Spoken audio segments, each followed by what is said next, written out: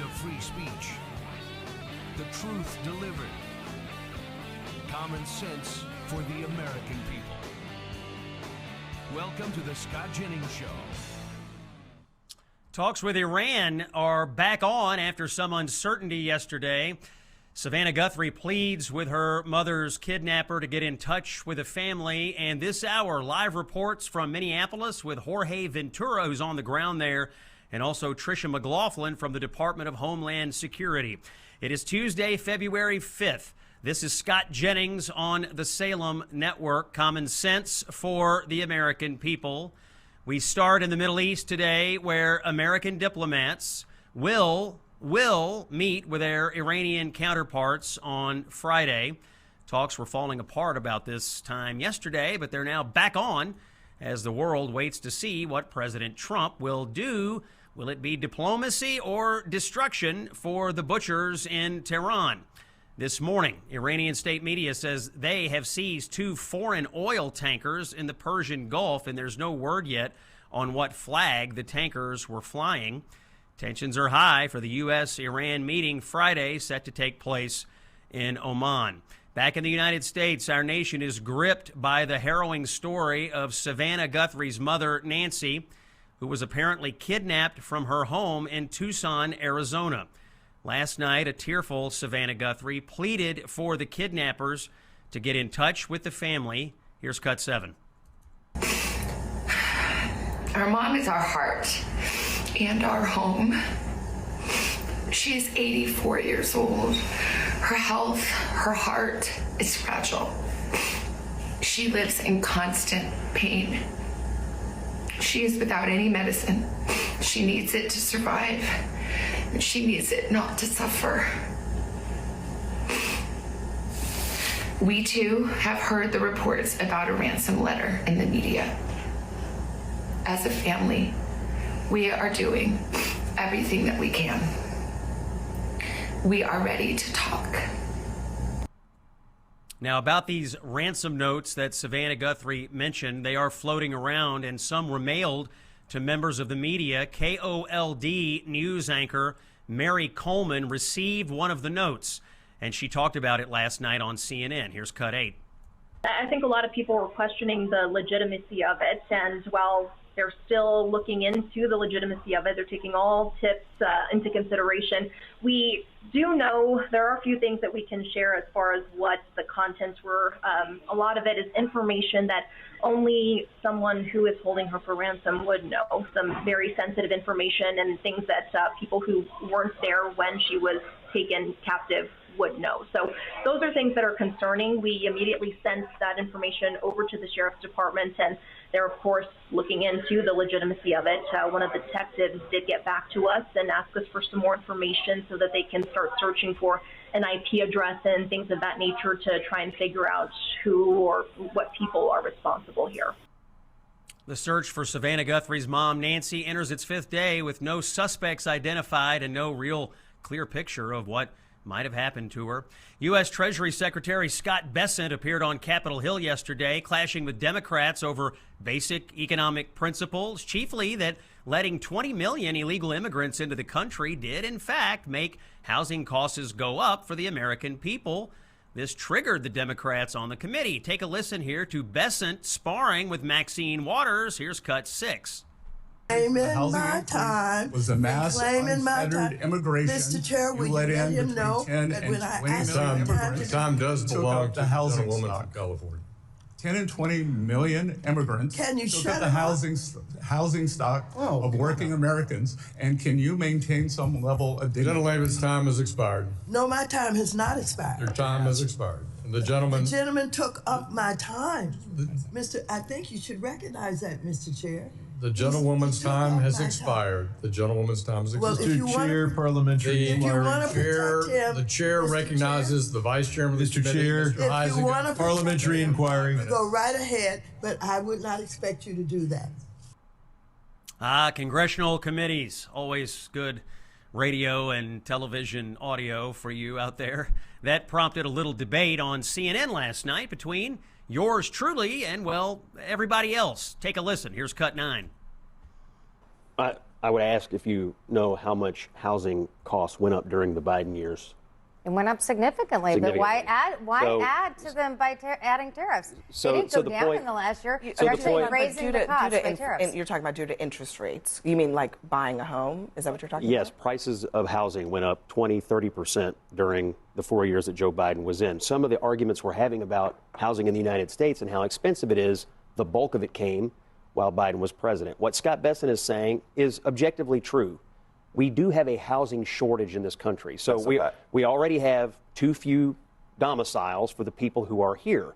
His point was simply that if you put 10 or 20 million new people into the pool, whether they're illegal or not, that is going to increase competition for the already short supply of housing. If you already have a shortage of something, and you add 20 million people who are trying to get that something, I guess what necessarily I'm asking for, you're going to have a problem. I guess what I'm asking for is actual proof of that being. There's no correlation between the economic increases. Principles. But I think if you have more people trying to buy fewer commodities. Listen, I'm asking you. Is there proof that what you are saying actually happened? Because the immigrants came, the prices were what they were. Where do they live? Is there proof that actually happened? I think Scott is actually right on the 50,000 point view. I think 50,000 foot view.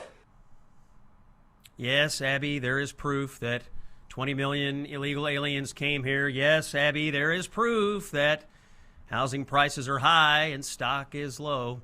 I'll be back at the table with Abby and friends tonight at 10 o'clock on CNN.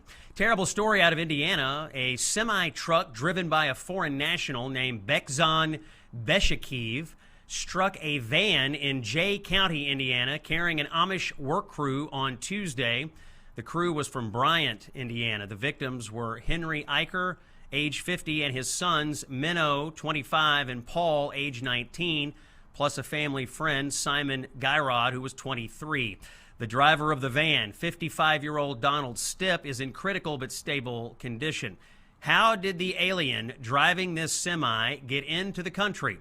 2 words: Joe Biden. He is a Kyrgyzstani national who entered the United States via the Biden administration's CBP One app in 2023, and then he was released into the U.S. via parole by the Biden administration. ICE records show Beshakiv is now in ICE custody. That means local law enforcement honored an ICE detainer and handed him over to federal authorities.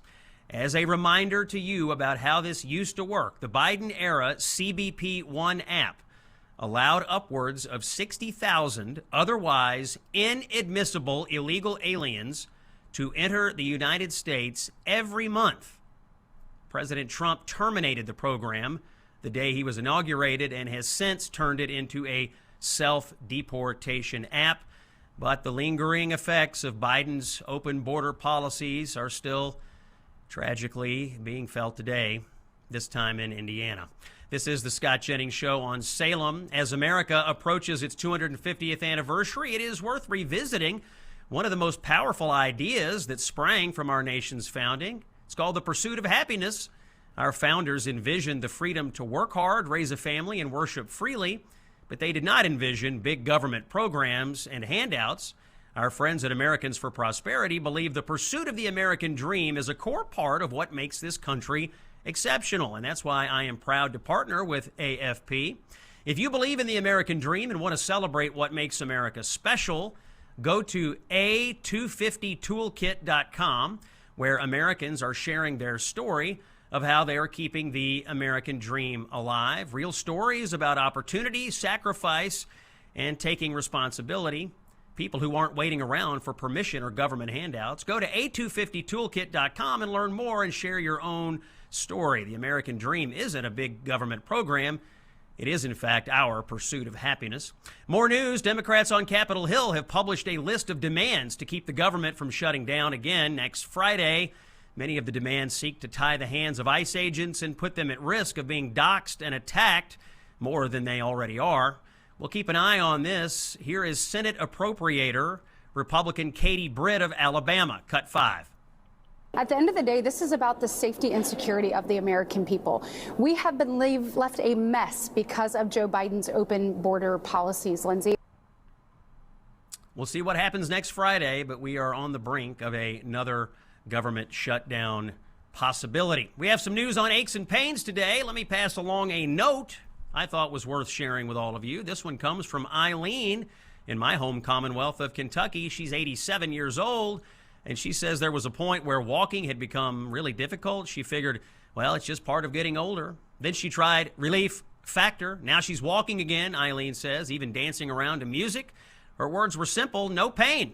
She started out taking 3 packets a day. Now she's down to 2.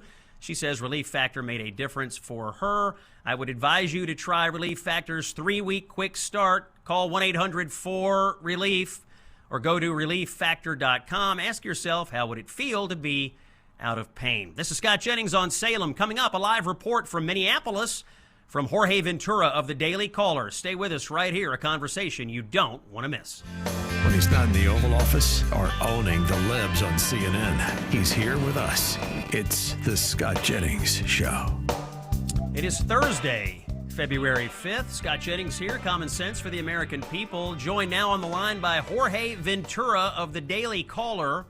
You might follow Jorge at Ventura Report on the X platform, and if you do, you'll see all sorts of compelling reports and compelling video. He's in Minneapolis tracking all these radical agitators in the streets. Jorge, welcome back to the show. Hey, Scott, appreciate you having me back on. Okay, first things first, Jorge. You have been confronting and tracking down these radical agitators who are setting up these roadblocks in the streets, these illegal roadblocks. You tried to talk to them, and they got rather confrontational with you. I'm going to play cut 11 and then have you tell us what happened. Here's Jorge at the blockade, cut 11. Just talk to me a little bit about this database, because we just ran our Somali Uber driver's license plate. I mean, you guys did run his license plate without his permission. Just talking about the database a little bit, you know? So, this is the scene right now in South Minneapolis. Jorge, that was you talking to some of these folks setting up blockades. Not everything has been that peaceful, I suppose, in your interactions. Tell us about what's going on there. Yeah, Scott, if I could set the scene, that blockade, what those activists call it, is called a filter blockade. It was in the middle of this intersection in South Minneapolis. Essentially, it was made up with just random items like trash dumpsters, mattresses, wooden pallets. And these agitators have their face all covered up. They all have walkie-talkies, and they were actually stopping every single vehicle that was going through that intersection, and they were asking residents for their IDs and also running their license plates. And what they kept saying was their database, and they kept checking residents to see if they were ICE agents. And so we were filming that, kind of exposing this really just makeshift blockade that it's been set up for more than 24 hours. When I arrived, local PD didn't dismantle it. And they started questioning our Uber driver. They actually accused our Uber driver when they ran his license plate of being an ICE agent. That's what kind of started that interaction, and they ended up assaulting me. They had tried multiple times to steal my phone, shove me into the vehicle, and we've captured it all on camera, and it really exposing what is kind of just this madness of Minneapolis and how these agitators have been emboldened by local officials and local law enforcement. And really what caught my attention, Scott, is how they had this database. They kept running these license plates and kept trying to see which vehicles were ICE agents. And if I could just quickly add, Scott, later that day I did go on a media embed with ICE in Minneapolis. So we got this exclusive ride-along. We went along on this targeted operation to arrest a criminal illegal alien.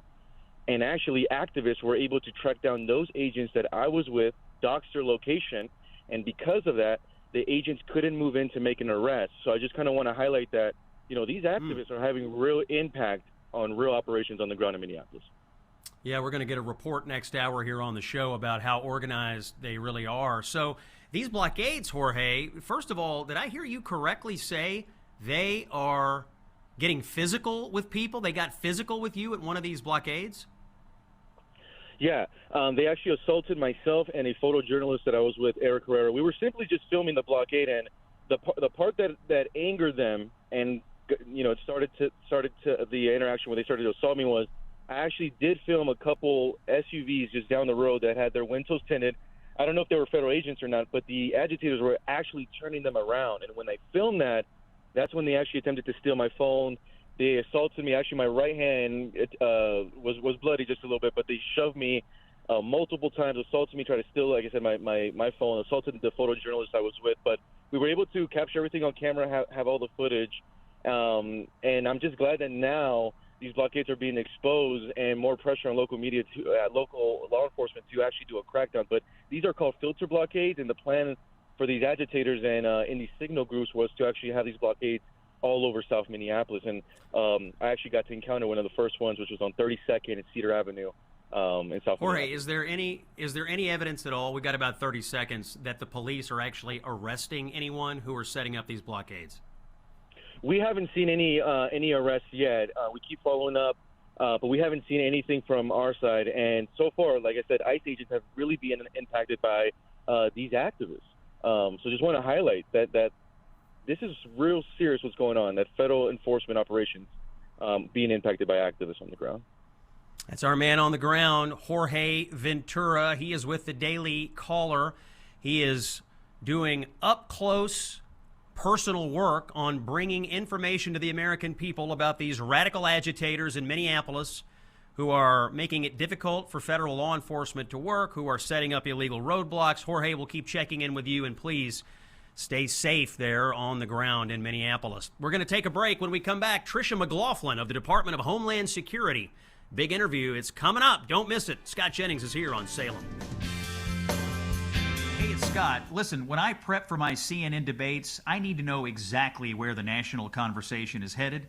And it turns out it's helpful to know that in your everyday life as well. And that's why I tried out Free Spoke. Now, it's my go-to place for search and for news. When you use Free Spoke, it's a search platform that gives you the full story. You get information from the left, you get it from the right, you get non-mainstream, you get independent journalists, you get podcast insights. What you get from Free Spoke is the full story all in one place. And here's the thing, when you search on Free Spoke, you know they are not going to sell your data.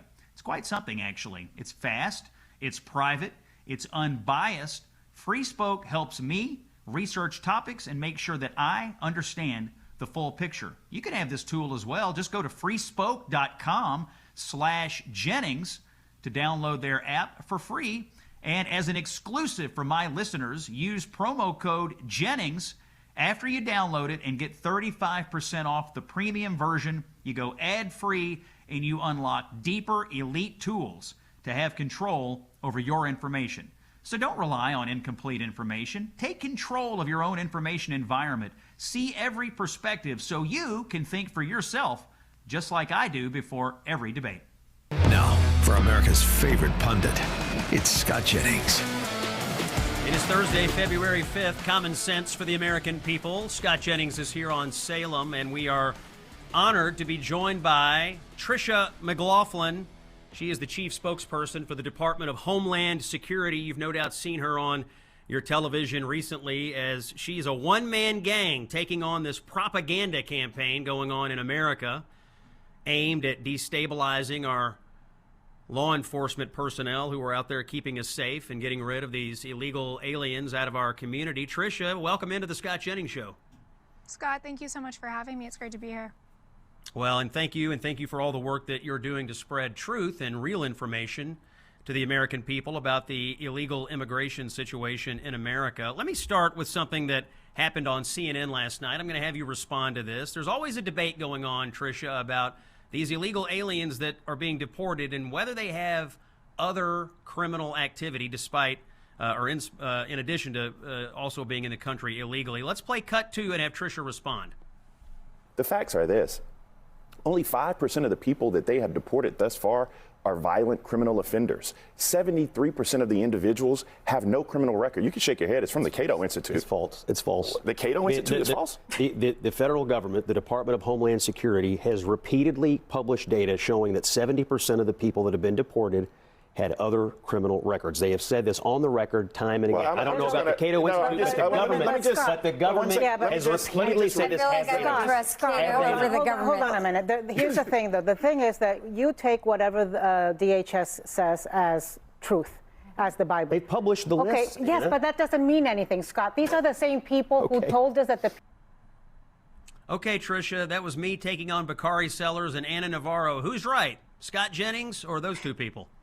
Scott Jennings, and you are a saint for doing that every single night, Scott. But you are right. 70% of those illegal aliens who have been arrested under the Trump administration have either prior criminal convictions or pending criminal charges against them. But Scott, that doesn't even include those who are wanted for crimes in their country of origin or a third country. That doesn't include known or suspected terrorists, gang members, human rights abusers, people who have not even been caught for the crimes they've committed yet. So by no means does it mean that those 30% are innocent individuals. And oh, by the way, every single one of them committed a crime by illegally entering or remaining in our country. Okay, so next issue, and I want to get specific about a state, is Minnesota. Yesterday, the Department of Homeland Security announced that 4,000 violent criminal aliens have been taken out of Minnesota alone. 4,000. What kind of people are we talking about here, Tricia? Scott, and you're not going to hear this on CNN or really, unless you're saying it, really anywhere in the mainstream media, even though we push out these faces in these crimes every single day. Just yesterday, Scott, an individual from Laos convicted of sexual assault and terroristic threats.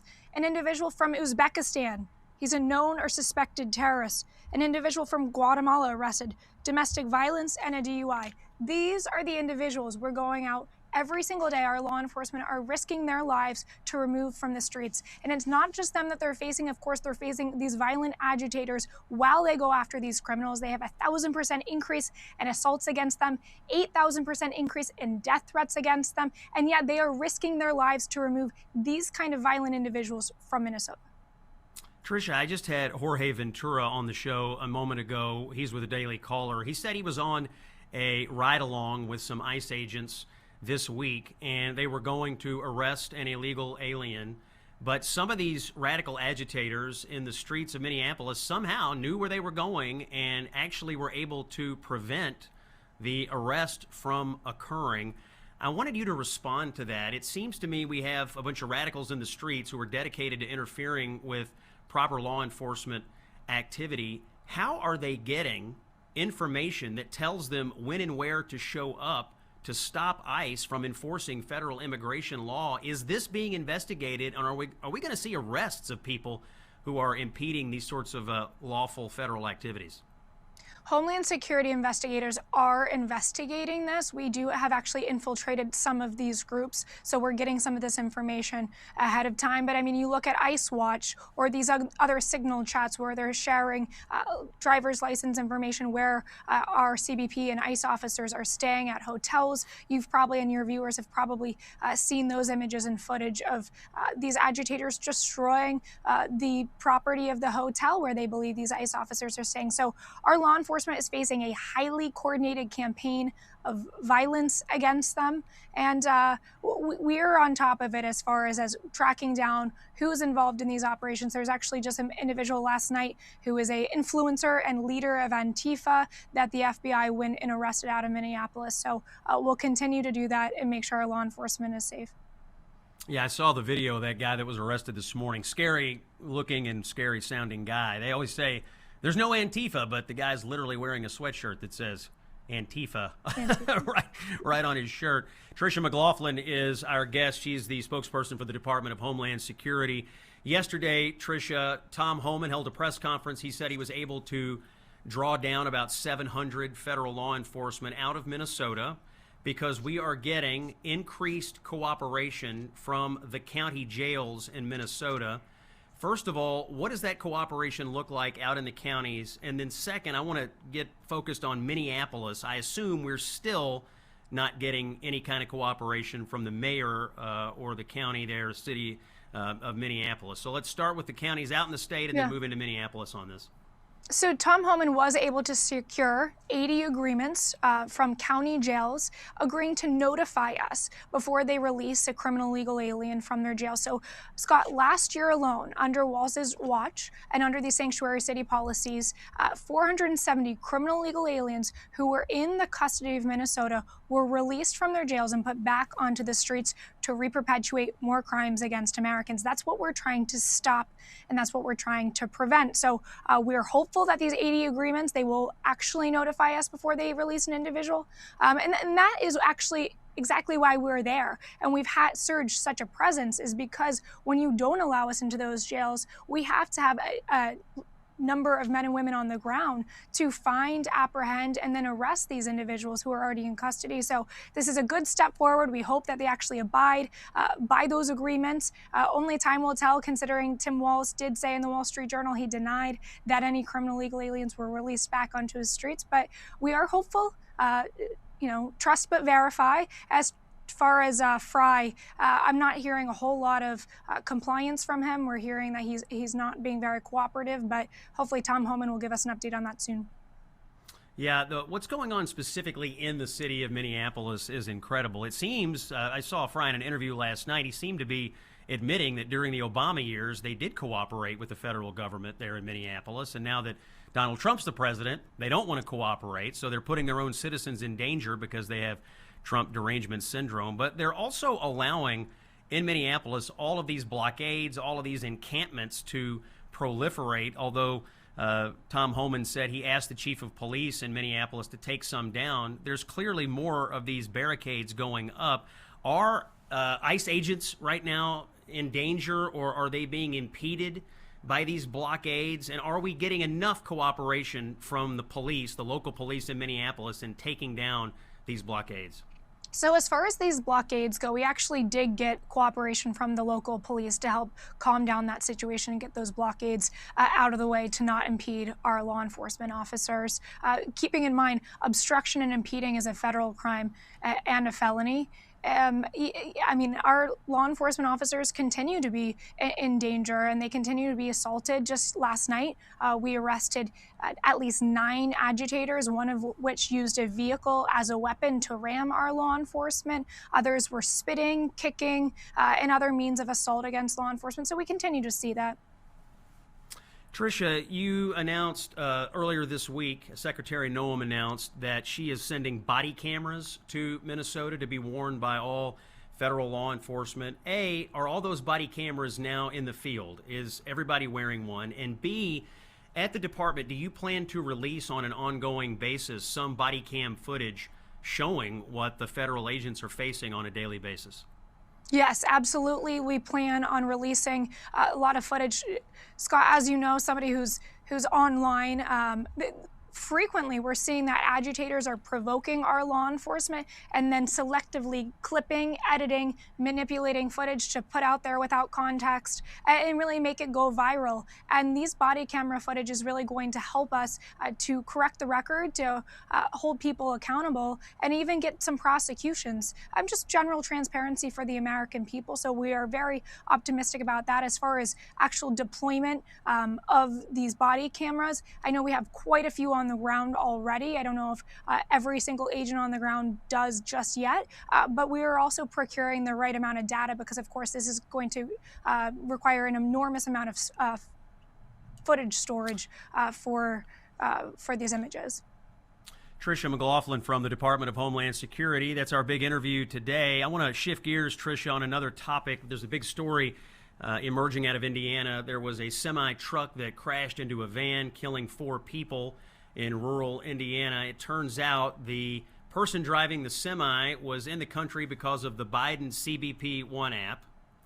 And then he somehow got a commercial driver's license, it sounds like now, in the state of Pennsylvania. We've seen a number of situations where aliens or illegal aliens have come into the United States, obtained some kind of license to drive a semi, and then gotten into fatal accidents.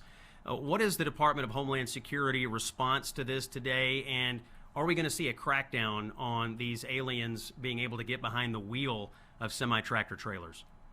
Oh, it's egregious and it's heartbreaking, and I'm so sorry to those families and those individuals who have been impacted by this tragedy.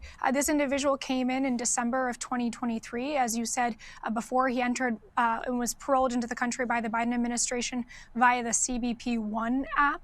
And then, yes, he procured a CDL, a commercial driver's license, from the state of Pennsylvania.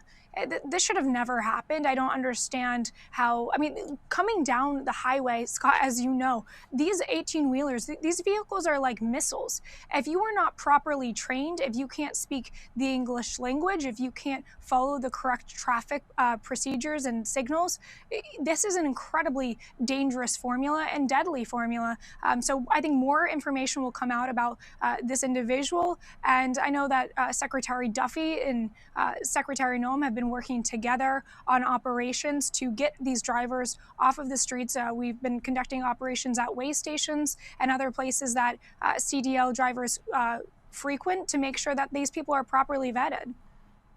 That's Tricia McLaughlin. She is with the Department of Homeland Security. Tricia, I'm going to hold you over through the commercial break because when we come back, I want to ask you about the temporary protected status program that Trump is trying to let expire, but a federal judge is getting in the way. We'll talk about that with you when we come back. A quick word from our friends at Patriot Mobile. When it comes to wireless service, here's what most people don't realize. There's a company that you can choose that actually shares your values. In fact, they invest in your values. It's called Patriot Mobile. They are more than just a wireless provider. They are an activist organization that is funded by selling top-tier cell phone service. When you switch to Patriot Mobile, you're helping to grow a movement that fuels the Christian conservative cause. Every time you pay your bill, you're advancing the values of faith, family, and freedom, and switching is easier than ever. Activate your new service in minutes. Keep your number, keep your phone, or upgrade. Whatever you want to do, take a stand. Go to patriotmobile.com/Scott or call 972-PATRIOT. Use promo code SCOTT and get a free month of service. That's patriotmobile.com/Scott or call 972-PATRIOT. I encourage you to make the switch today. I'm using their service. It is top-notch, and I encourage you to do the same. More with Tricia McLaughlin from the Department of Homeland Security when we come back. It's Scott Jennings on Salem. Rounding out hour number one here on Thursday, February 5th. Special guest conversation today with Tricia McLaughlin. She is the chief spokesperson for the Department of Homeland Security. Tricia, thanks for holding over with us. I wanted to talk to you about this temporary protected status program, specifically as it relates to the Haitians. TPS was granted to the Haitians back in 2010, I think, after an earthquake. That was 16 years ago. Hundreds of thousands have come into the country. It was due to expire this week, but a federal judge won't let it expire somehow, even though it's the president's prerogative, not the judicial branch. What do you all think about this over at the Department of Homeland Security, and what is going to happen next here? Well, it's lawless. It's naked activism from this judge, and we don't think it'll stand. We plan to take this to the Supreme Court, but I did think it was interesting in her ruling that she wrote about the president's past comments on Haiti, criticizing the condition and its governance, and then in the same breath, she said that these people should have temporary protected status, which is a program that's designed for extraordinary circumstances, and of course meant to be just that, temporary, not permanent, not de facto amnesty. So she can't have it both ways, and yet she wants to. This was granted 15 years ago, as you mentioned, after an earthquake. We need to get back to the basics. We need to get back to actual integrity in the system. This looks like it's about amnesty, and we need to actually have there be integrity in these systems. You know, Tricia, outside looking in, you've got temporary protected status, you've got asylum claims, you had the CBP One app under Biden. It just seems to most common sense people that we created one scam after another to enable what otherwise we would just call illegal immigration. Is that how you see it at the department? Oh, absolutely. I mean, you look at CHNV, which is a program, Cuba, Haiti, Nicaragua, Venezuela, let in about 500,000 people into this country, zero vetting. Again, it was really just for the optics at the border. It was granted, this program was created right before the 2024 election, and President Biden and his team decided they did not like the optics that were happening at our southern border, so instead they just let all these people in with no vetting, and it really was like legalizing murder and then saying that violent crime was going down. Yeah, it's incredible when you think about the numbers of people that were able to come in, and everybody's got a story, everybody's got a status, everybody's got a program, everybody's got a box to check, but these people really have no reason to be in our country other than some made-up designation by a previous administration. Tricia, let's wrap up our conversation and talk about the men and women of ICE and the CBP, the Customs and Border Patrol. Was wondering if Secretary Noem and the rest of the leadership of the department, what message do you have for the rank and file law enforcement? I've never seen anything like this. You've got one whole political party in this country that is dedicated to demonizing them on a regular basis, calling them Nazis, calling them Gestapo. You've got a prosecutor in Philadelphia who says he's going to hunt them down. You've got Eric Swalwell in California saying he'll make sure they never work in the state of California. You have threats and promises of violence. Jerry Nadler says you can shoot them in the street. What's the message from DHS to the rank and file law enforcement who are working to enforce our nation's immigration laws? We are so proud of you, and we will always stand with you. And the American people, at least the sane ones, are so proud of you. These are men and women who wake up every single day to enforce the rule of law that's on the books in Congress. If people don't like the laws on the books, if these politicians don't like the laws on the books, then they should lobby Congress. But to demonize our law enforcement, to put their lives further in jeopardy, it's heinous, it's revealing. And Scott, I truly believe in a decade or hopefully less, people will look back on this and say this was absolute hysteria, that these men and women were just enforcing the rule of law, and God bless them. Yeah, amen to that. Tricia McLaughlin, she is the Assistant Secretary for Public Affairs at the Department of Homeland Security, the chief spokesperson for DHS. You'll see her on your TV for the foreseeable future, so long as these issues are going to be front and center, and it sounds like they are. Tricia, thanks for all the time today, and we'll check in with you in the very near future. Appreciate your time. Thank you, Scott. All right, rounding out the first hour, I do want to put in a quick word for the unforgettable Gulf of America cruise happening this November. If you're like me and you are dreaming of going somewhere warmer, we all are dreaming of that right now in the United States because it's cold almost everywhere. Well, it's warmer in November in the Gulf of America, and you'll be on a cruise ship with yours truly, Mike Gallagher, and many others. I would ask you to reserve your cabin today. They are going quickly. Text the word cruise to 94878 or visit ScottJenningsShow.com and click on the Gulf of America cruise banner. You don't want to miss this. It's going to be a blast. We're going to talk, we're going to eat, we're going to sail, and it's going to be fun. More to come. It's Scott Jennings on Salem. Stay with us. The voice of free speech. The truth delivered. Common sense for the American people. Welcome to the Scott Jennings Show. It is Thursday, February 5th. This is Common Sense for the American people. Scott Jennings is here on Salem. Let's give you a quick check of the national headlines. Major event tonight coming at the White House, 7 o'clock. President Trump, Dr. Oz, and others will unveil the official launch of Trump RX, the new online platform where you can buy prescription drugs at discounted prices. It is a key plank of the president's health care agenda. Again, 7 o'clock tonight. The Pima County, Arizona sheriff just held a press conference on the Nancy Guthrie kidnapping. Let's hear from the sheriff. This is Cut 12. Right now, we believe Nancy is still out there. We want her home. Our department, the sheriff's department, along with all of our partners at the FBI, have been working around the clock. And we just want her home and get and find a way to get to the bottom of all of this, just as you do. As you heard from the sheriff there, $50,000 reward now being offered by the FBI, the president sending federal resources. We continue to look into the radical agitators on the ground in Minnesota, and it seems that, yes, people are being trained and encouraged to insert themselves into law enforcement situations with tragic consequences. And now we have the proof. Joining us this hour is Christina Buttons, who is an investigative reporter for the Manhattan Institute, and her work regularly appears in the City Journal. Christina is here to discuss her report inside Minneapolis's Ice Watch Network, which exposes some of the organizations behind these Ice Watch groups. Christina Buttons, welcome into the Scott Jennings Show. Hi, thanks so much for having me.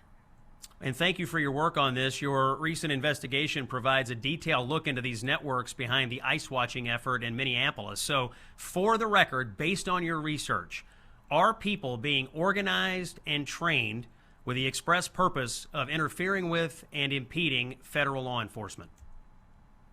Yes, that definitely appears to be happening. Go ahead. Sorry. Yeah. No, sorry. What were you going to say? I was going to say, well, you said yes, and I wanted to add that you found that this is happening with a group called the Defend the 612, not just a loose collection of protesters, but a central organizing force. Maybe tell us about that.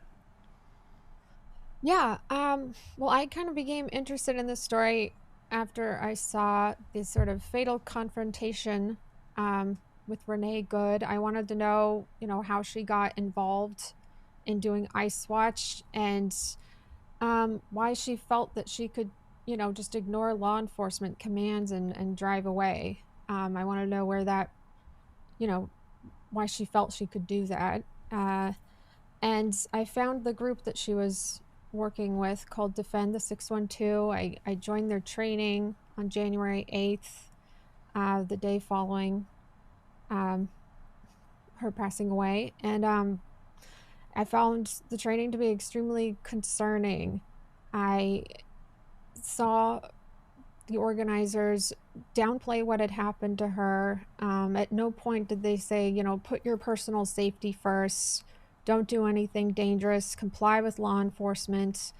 It's not worth, risking your life over. Instead, it was, the opposite. They downplayed her death. They downplayed the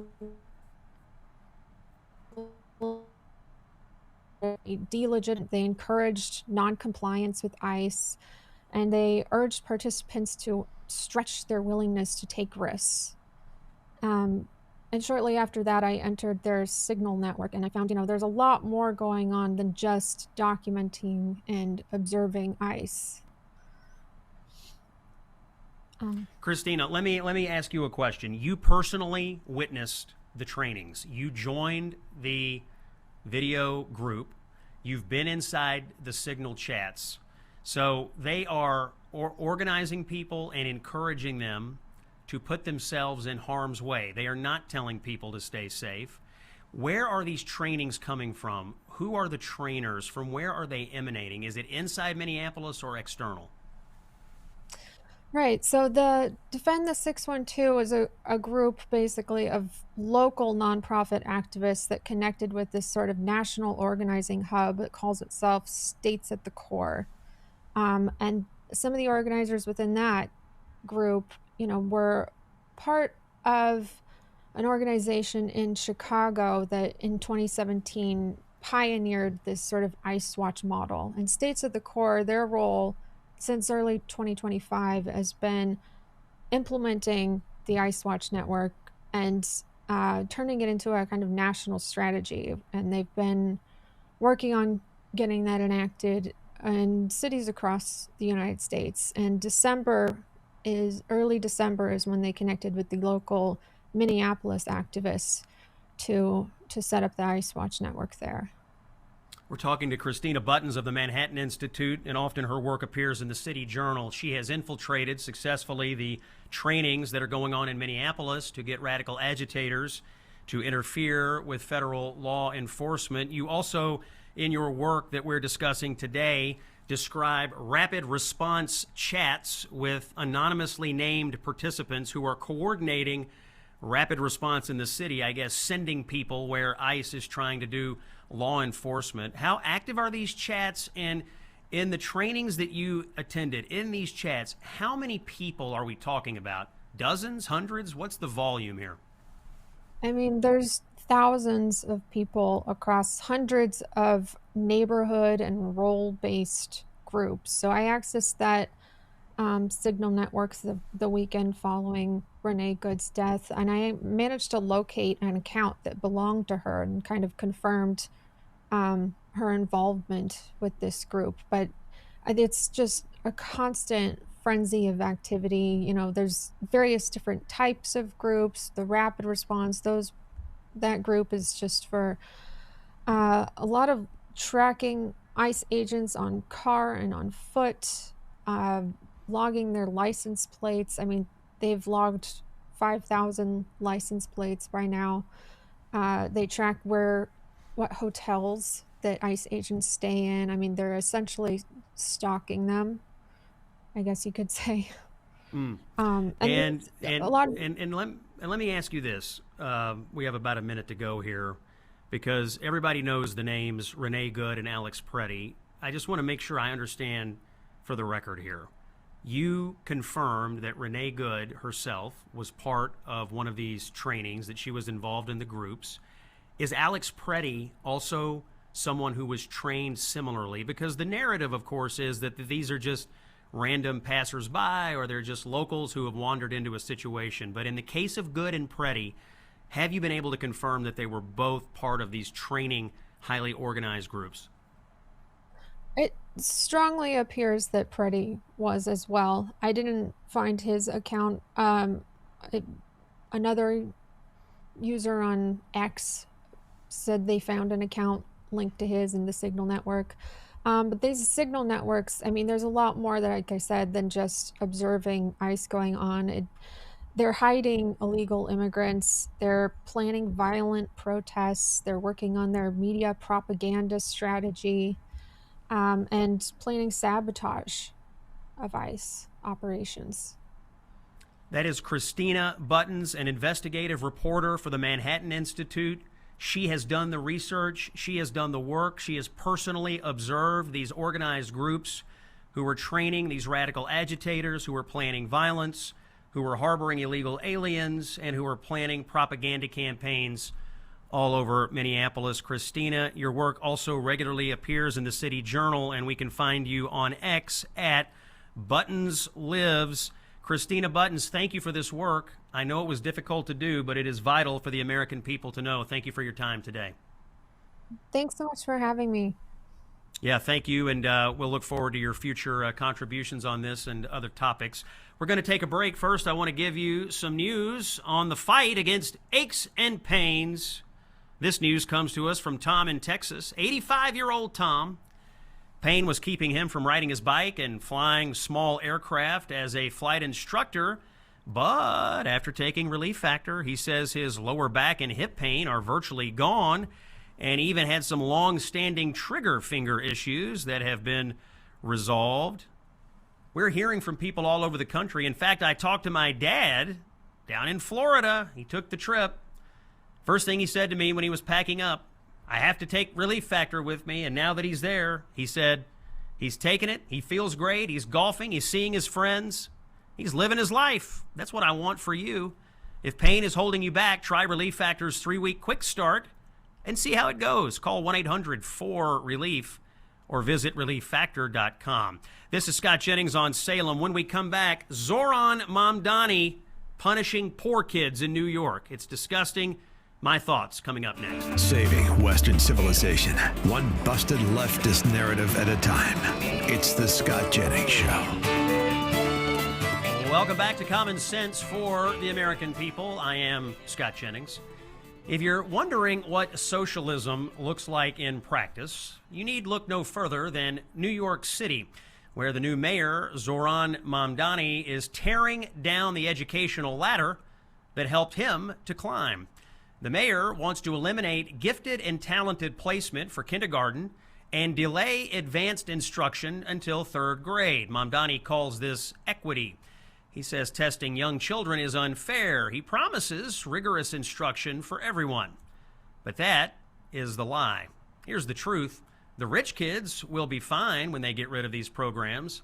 It is the poor kids who will be sacrificed. That's usually what happens when the socialists come along to enforce equity. Gifted and talented programs exist for a reason. Gifted kids are different. They learn faster. They think deeper. They need complexity and acceleration, or they disengage. You put them in a one-speed, one-size-fits-all classroom, and they don't lift everyone else up. They simply shut down. Boredom turns into apathy. Apathy turns into underperformance. Underperformance turns into lost potential. And here's the cruelty at the heart of Mamdani's plan. The students who depend most on gifted and talented are high-achieving, low-income kids. These are children whose parents can't afford private schools, tutors, enrichment camps, or relocation. For them, a gifted and talented program isn't a perk, it's an escape velocity. Take it away and you don't create fairness, You create a cage for these kids, and inside that cage, these kids have an anvil put on their head by a socialist mayor. We've seen exactly what happens when cities do what Mamdani is planning here in New York, San Francisco, Seattle, Cambridge. When liberal cities begin to push equity instead of education, outcomes get worse, parents flee, and enrollment in public schools collapses. New York parents are already seeing the writing on the wall. In recent polling, in fact, 20% say they'd move out of the city if Gifted and Talented is killed. Another 26% say they'd go private, parochial, or charter. You can call it bright flight. And when the families with options leave town, well, who's left?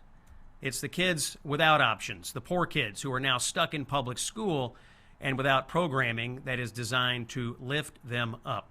Mamdani's policy here does nothing to help struggling students. There is zero evidence that lowering the ceiling raises the floor. All it does is destroy excellence inside public schools and outsources it to the private schools. And here's the part the equity crowd desperately wants to hide. All of this elimination hurts minority kids the most. Black and Hispanic students showed the largest academic gains from participation in gifted and talented programs. Let me tell you that again. The very kids that Mamdani claims to defend here are the ones that he is hurting the most. But of course, the racial equity argument here is just a cover for the true socialist aim, to keep the population as poor and stupid as possible. Don't let anyone rise above their station if you can help it. Create a permanent underclass that is as dependent on government as possible. Parents know this, especially parents in communities of color. They don't want slogans. They want rigor. They want doors opened, not bricked shut. They understand a basic truth that the socialist class refuses to admit. Talent is everywhere, but opportunity is not. Now let's talk about hypocrisy, because in this case, it's not incidental. It's the whole story. Zohran Mamdani himself graduated from the Bronx High School of Science in 2010, one of New York City's elite specialized public high schools, and admission is based exactly on one thing: a test score. There are no legacy admissions, no donor influence, no racial preferences, no politics. It's just a kid, a pencil, and a score. That system did not oppress Mamdani. It lifted him. And now, after climbing that ladder, he is pulling it up behind him. He is attacking the tests that gave him his chance, and he condemns the pipeline that worked for him. He declares merit unjust after benefiting from it. That is the ruling class deciding they've climbed high enough and everyone else can stay where they are. This is socialism in its purest form. Not lifting the bottom, not expanding opportunity, but enforcing sameness on everyone. In socialism, no one is allowed to rise too far above their station. Excellence is suspect. Achievement is offensive. Aspiration is a problem to be managed. But that's what parents of poor children are getting in today's New York City under a socialist mayor named Zohran Mamdani. More news after this. You're listening to Scott Jennings on Salem. It's common sense for the American people. When we come back, some information about a lawsuit that is rocking the transgender activist world. Stay with us. Common sense for the American people. This is the Scott Jennings Show. You know something? Universities are kind of a bad deal. 6 figures of debt for a bachelor's degree that signals less every year. 4 years spent navigating ideological rules instead of learning how to think. Grades inflated, standards lowered, dissent punished. We call it higher education, but it's mostly expensive daycare with a credential attached. The University of Austin, also known as UATX, is different, however. Admissions at UATX are based on test scores alone. No essays, no resumes. Nobody cares who your parents know. If you're smart enough, you're in. UATX students turned down UChicago and fled Barnard to complete a demanding great books core, including Aristotle, Shakespeare, de Tocqueville, alongside real math, science, economics, and AI. Classes are small, professors actually know your name, grades aren't padded, excellence is measured and rewarded. From day one, students work directly with top founders, investors, and institutions, building companies, doing serious research, and landing real internships. And here's the part that changes everything. There is no tuition. Thanks to private donors, every UATX student graduates debt-free. You're free to take risks, free to start companies, and free to build a life instead of paying off loans. If you want an empty credential, look elsewhere. If you want a serious education that actually prepares you to lead, apply to the University of Austin. Visit uaustin.org. That's uaustin.org. Truth, justice, and the American way. Look up in the sky. It's a bird. It's a plane. It's the Scott Jennings Show. And it is Thursday, February 5th. Scott Jennings here. Common sense for the American people. In just a moment, we are going to talk to an intrepid and independent reporter named Ben Ryan, who has an article in the Free Press called A Legal First That Could Change Gender Medicine. It is a shocking story of a child who was forced to sue her psychologist and plastic surgeon after her gender transition surgery. There's been a settlement, or an award, I should say, in that case. Ben Ryan is here in just a moment. First, I have a message that every parent needs to hear. More kids are being targeted online than ever through gaming platforms, social media, and messaging apps. And big tech is not doing enough to protect them. These companies profit from screen time and engagement. And when predators slip through the cracks, families pay the price. Child Help, our friends and partners at Child Help, they hear from children every day who were contacted through games and apps. Kids who were groomed, manipulated, or threatened by adults pretending to be someone else. One boy reached out through the Child Help hotline. He was terrified and ashamed. An adult he met in an online game was demanding photos and threatening to lie to his parents if he didn't comply. Being able to talk to Child Help saved that boy's life, most likely. That's why Child Help matters so much. Your donation supports life-saving programs like the one I just described. Every $27 can help save a child from abuse.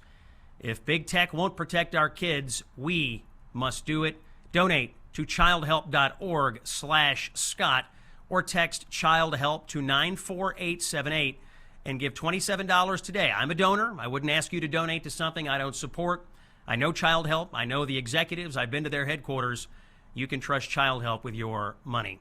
It's Scott Jennings here on Salem. Joining us now to discuss a huge story, one we actually talked a little bit about yesterday, is a reporter named Ben Ryan. Ben is an independent reporter who specializes in health and science reporting, in particular as those subjects intersect with law and public policy. He's written for the New York Times, NBC, the New York Sun, the Atlantic, the Washington Post, the Guardian, and he has a Substack. And I would encourage you all to check out Ben's Substack. It's called benryan.substack.com. Ben, welcome in to the Scott Jennings Show. Thanks a lot for having me, Scott. Thank you for giving us some of your time today. Ben, your latest article is published in the Free Press.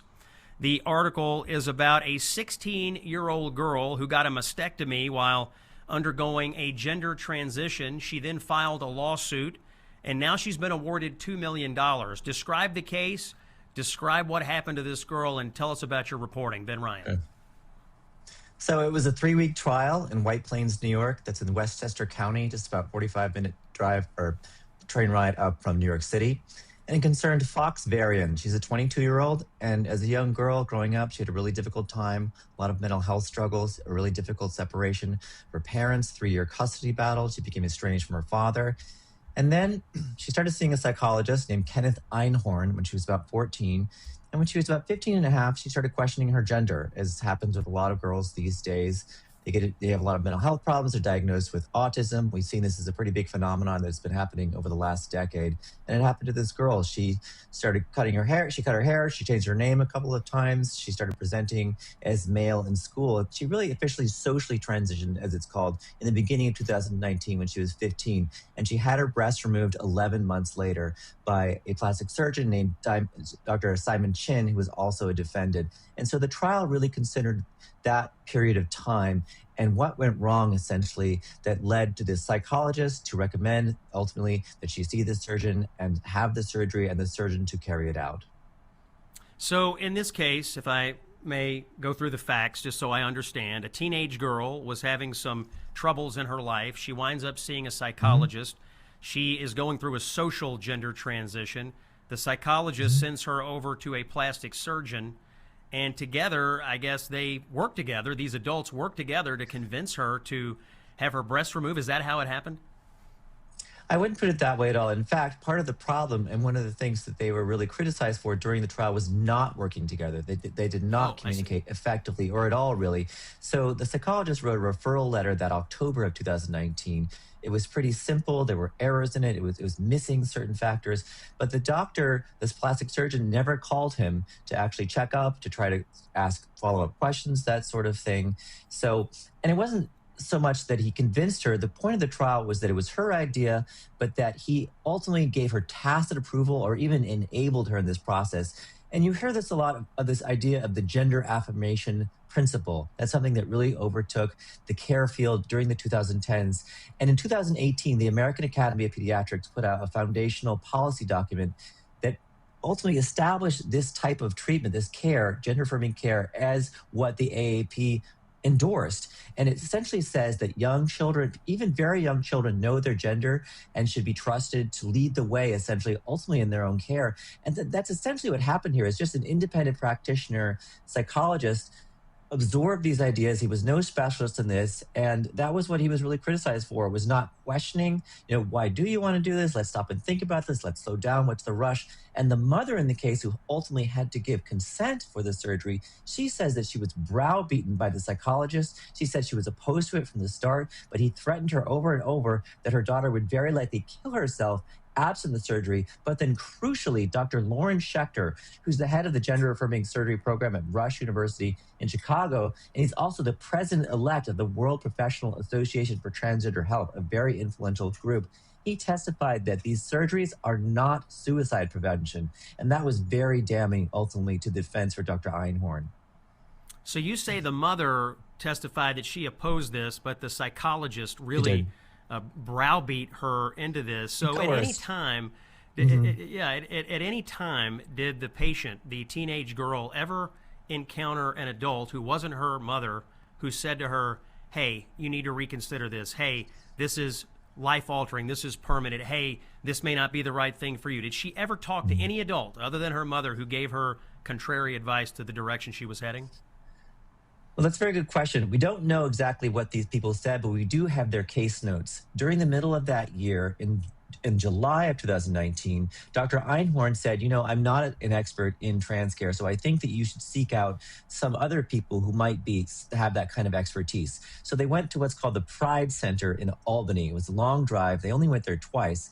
But for whatever reason, we know from the case notes from those 2 sessions that Fox Varian, the plaintiff, apparently felt more comfortable to express her ambivalence on what she was really feeling. She said she felt pressure to decide upon her gender identity, that she wasn't sure, and that she was embarrassed to admit this to her mother. We don't know exactly what she told Dr. Einhorn about that session. He said they did talk about it, but it was very evident that Dr. Einhorn at least wasn't aware or didn't take seriously, perhaps, her ambivalence. And Dr. Chin said, had he ever seen the notes from that session? And crucially, Dr. Einhorn never asked for the notes, so Dr. Chin never saw them. And Dr. Chin said because she was ambivalent about her gender identity only 4.5 months before the surgery, he said that was too soon. She should have a stable identity for 6 months. She didn't even meet that. And he said had he known, he would not have done the surgery. So in this case, it goes to trial. The girl ultimately is awarded $2 million. And it says here that there are over 20 similar lawsuits pending across the country on this issue. Are you anticipating more lawsuits? Are we going to see a massive number of these things hitting courtrooms in states across the nation? It's hard to say. Nobody knows exactly how many people detransition, as it's called, and then regret it and then want to sue.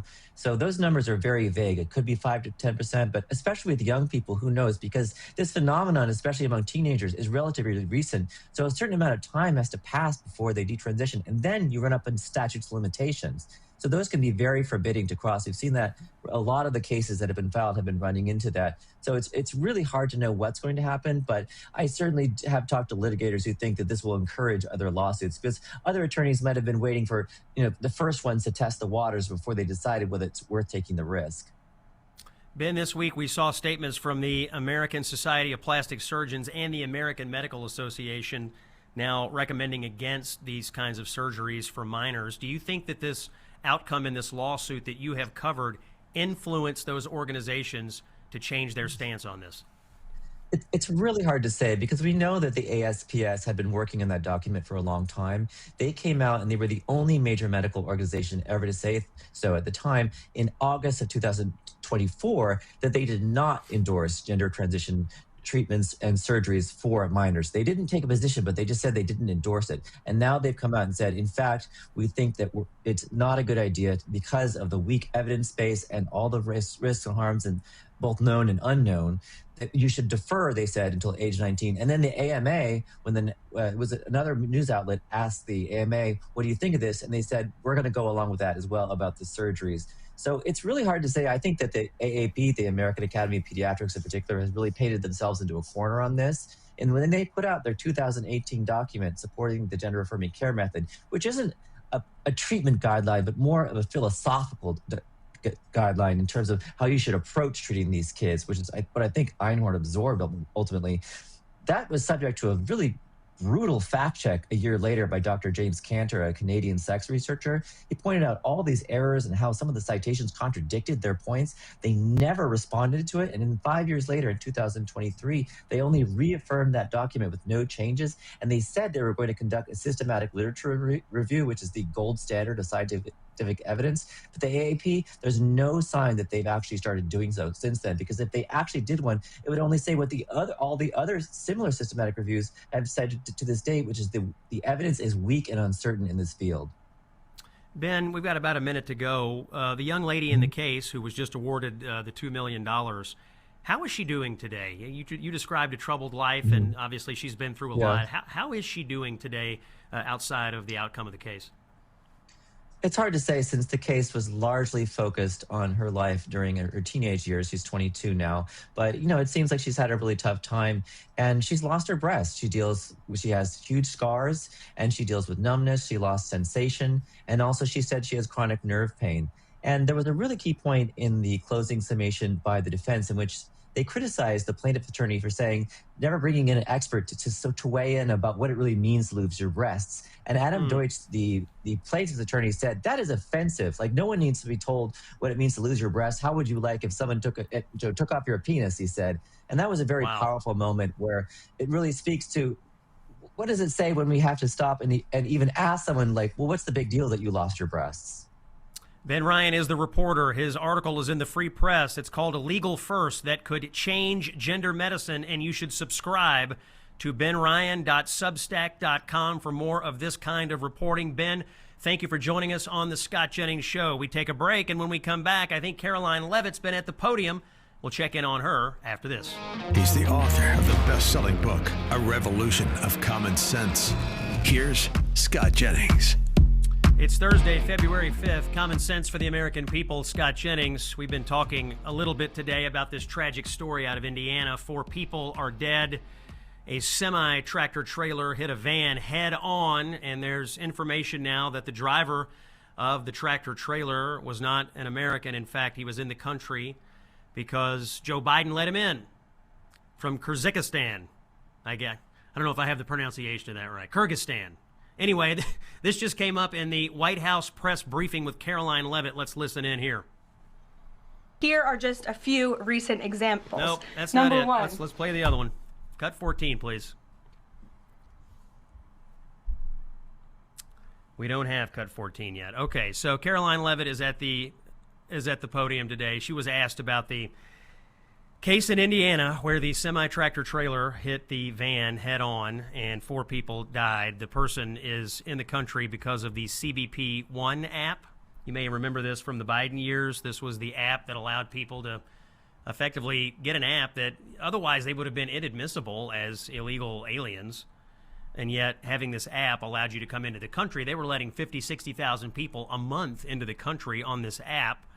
This guy comes into the country and then is paroled into the country and gets a CDL from the state of Pennsylvania and then winds up in Indiana killing 4 people. Let's listen to it now, cut 14. Caroline, the Department of Homeland Security put out a tweet a better part of an hour ago alleging that an illegal alien was involved in a major car wreck in Indiana, killing 4 people, and they allege that the suspect in question came in under the CBP-1 app under the Biden administration and received a commercial driver's license from the state of Pennsylvania.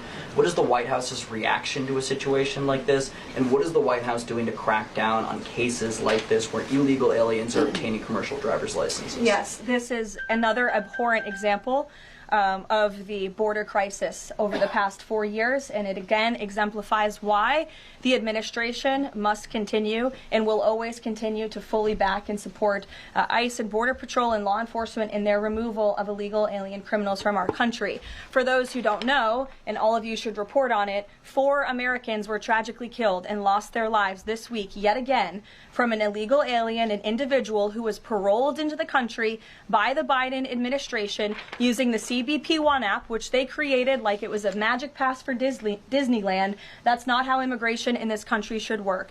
And this illegal alien from Kyrgyzstan was traveling on an Indiana highway, and he failed to brake for a slowed semi-truck in front of him. He swerved into the lane and he crashed into a van carrying 15 passengers, and 4 people were killed in that crash. This is another tragedy that could have been prevented if not for the wide open borders from the previous administration. That's why we now have a secure border. That's why this administration will continue to deport illegal aliens from our country. What's clear here in this case in Indiana is that Joe Biden's immigration policies directly led to the death of 4 people in Indiana. It is absolutely tragic. Of course, Joe Biden's immigration policies have led to many deaths in this country, people who came into this country and committed violent acts, murder, and other heinous acts against American citizens. There have been many cases of that.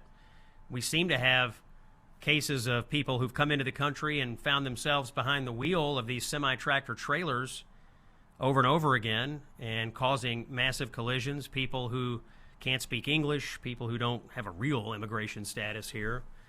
And it's absolutely heartbreaking. The story today is 4 people dead in rural Indiana because someone that Joe Biden let into the country got behind the wheel of a semi, these things going down the highway at high speeds, as Tricia McLaughlin told us earlier from the Department of Homeland Security. It's like they're missiles. And these things running into a van or a car or any other regular-sized vehicle, it's absolute carnage, and it needs to stop. We're closing out this hour here on the Scott Jennings Show. Before we do, I want to personally invite you to a cruise later this year. Mike Gallagher here of Salem and I are going on the Gulf of America cruise, November 14th through the 21st. You need to reserve your cabin today if you want to go on a cruise, if you want to go to cool places, if you want to have great conversations, if you want to eat great food, if you want to cruise around on a luxury ship. These all sound great to me, by the way. I'm excited about this, and I want you to be there. You need to reserve your cabin today. Text the word cruise to 94878.